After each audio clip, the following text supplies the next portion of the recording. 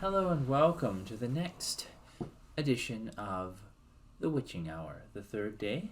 There might be a little bit of background noise because, like an idiot, I turned on my dishwasher, but you'll have to deal with that. We're going to read Chapter 2 of The Witchmaster's Key by Franklin W. Dixon. That's the name of the author of these books, or at least this one, of the Hardy Boys books. Hope you're enjoying so far, and hope you're enjoying the lovely spooky season. Chapter 2 is called The Witch Masks. The horrid-looking creature placed a thumb under his chin and gave a jerk upward. His face came off. "It's a mask!" "Oh," Frank cried.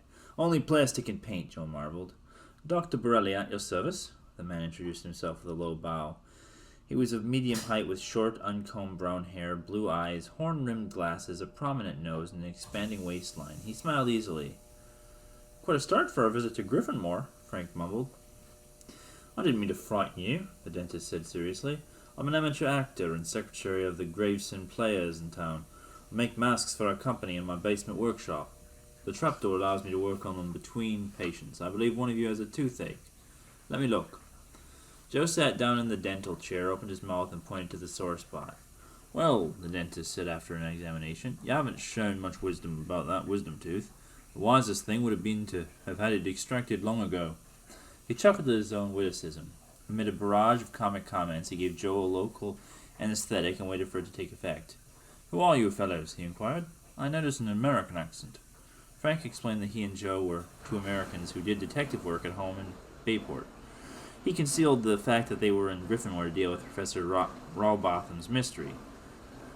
No sense in gabbing too much, he thought.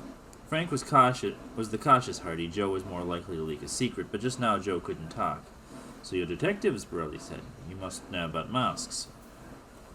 We use disguises from time to time," Frank admitted. The dentist clamped his forceps around Joe's tooth, applied leverage, and extracted it. "Now, Mr. Here," he declared. "You see the offender before you? Now you can rinse." A few minutes later, Joe got out of the dental chair, rubbing his jaw. "Since you're detectives," Borelli went on, "perhaps you'd like to see my collection of masks in the basement." The boys said they would, and Dr. Borelli lifted the trapdoor, wedged it open, and descended the ladder. Frank and Joe climbed down after him.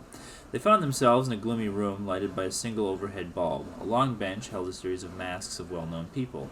They recognized Winston Churchill, General Douglas MacArthur, and Marilyn Monroe. "A few of my friends," Borelli said airily. "Those masks wouldn't scare anybody," Joe observed. The dentist beckoned to them and led the way to another table against the side wall. Four horrid faces with distorted features and misshapen heads glared at them. These masks were as hideous as the one Borelli had worn. "What an ugly bunch!" Joe exclaimed. "Worse than the rogues gallery," Frank added. The dentist looked pained. "Please, you're talking about masks I love. Anyway," he said, "I make horror masks for my own amusement." "Boy, I'd like to have these on Halloween," Joe said. "Nobody could find anything scarier." Suddenly, Borelli became serious and mysterious. "If you think that, look at these." He moved to a dark corner that the light of the overhead bulb barely reached. The Hardys could just make out a number of masks that were more sinister than any they'd seen yet. A man's mask peered at them through slitted eyes, the corners of the mouth turned up in a malevolent smirk. The woman's face was wild-eyed, the nostrils flaring, the mouth open as if to bite. Frank and Joe shivered in spite of the long experience of the criminals. They'd never come across faces that exuded evil, as these masks did. "I thought you'd be impressed," Borelli stated. "What are they?" Frank wondered. "Witch masks." Joe shook his head as if he were coming out of a trance. "What are witch masks?" "Faces copied from woodcuts and pictures of witches in old books," Borelli explained. "I make drawings of the witches and design the masks. I read the old records of witch trials to get in the mood before I start to work on a witch mask." "They're enough to give anyone the willies," Joe said. "Well," the doctor answered, "you two are the only ones who have gotten the willies, if I may use your expression, because you're the only ones who have seen my witch masks." "Why the secrecy?" Joe wanted to know. You'll find out soon enough if you stay in Griffinmore. Now then, we'd better go upstairs, or another patient may be waiting. I hope you'll keep this under your heart. I don't want word of what I'm doing to get around." The Hardys assured him they'd keep his secret. Borelli revealed that he was hoping for a one-man exhibit of his masks in London. That show will scare the public," Frank predicted. "Thanks for the compliment," Borelli said. They climbed back up the ladder, and the dentist lowered the trapdoor into place. A faint smell hung in the atmosphere, reminding Joe of the Bayport riding stables. "Don't tell me you have a horse in the waiting room," he quipped. Nothing as spectacular as that, Burley said with a grin. Quit the bloody jokes, a voice called out. I've been waiting for ages. That's Nip Hadley, Burley informed the Hardys. He's the groom at the Craighead estate. Cracked a tooth this afternoon playing soccer. He made an appointment with me just after you called. The dentist led the way into the waiting room. Nip Hadley was Joe's age and height, but more stocky in his build and rough in his demeanor. His husky shoulders showed he hadn't the strength to handle a horse. Burley introduced them. Joe offered his hand, but the groom refused. He yelled at the Hardys. I heard about you Yanks. You've been asking questions about old John Pickenbaugh. Pretty noisy, aren't you? Oh, we just stumbled on the funeral, Frank protested. Sure, Nip jeered. You might get a bang on a snoot if you keep pushing it where you ain't wanted, and I'm the one to do the banging. The boy's challenge was too much for Joe to take. He moved forward with his fists up ready to swing at Nip. Burley quickly stepped between them. You fellows seem anxious to keep me in business, but I'm not looking for any more right now. There's been enough dental damage for one day. He and Nip went into the office while the Hardys walked into the street and headed back toward the inn. Nip Hadley seems like a tough customer, Joe remarked. He's about as friendly as a bear with a sore head.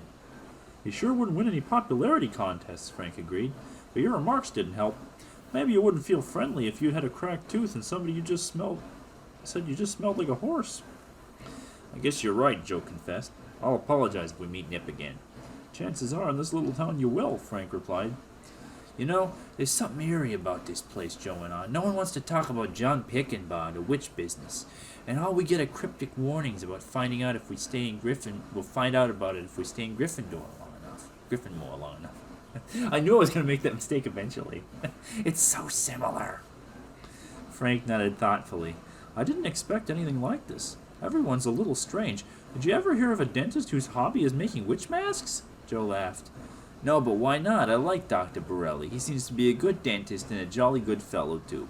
Maybe all the jaws he sees all day after day inspire him to make those crazy masks.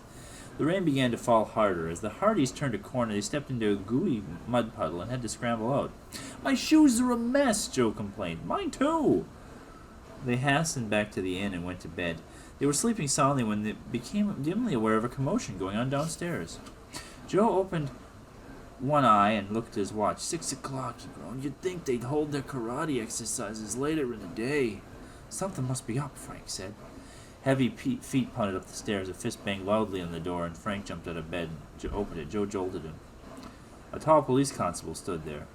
Are you Frank and Joe Hardy? He asked. Yes, we are. What's the matter? Frank intoned. The constable glowered at them. John Pickenbaugh's grave was robbed during the night. I'd like to ask you a few questions.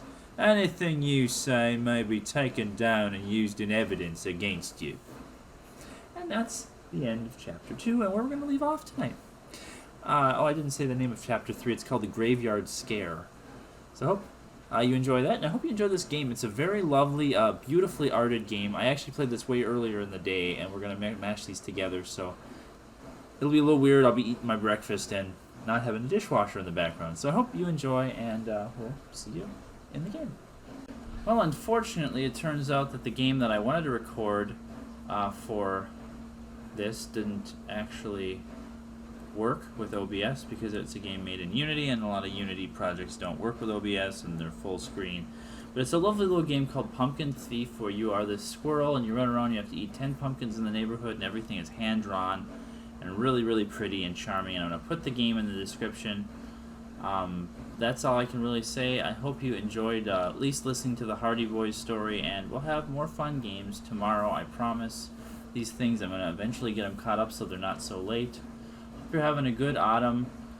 If you really want some spooky enjoyment, I do Twitch streams at 9 p.m. Eastern on Mondays, and I play Silent Hill games, and we're currently playing Silent Hill Origins, so check that out. Hope you have fun and have enjoyed this despite not having anything exciting at the end.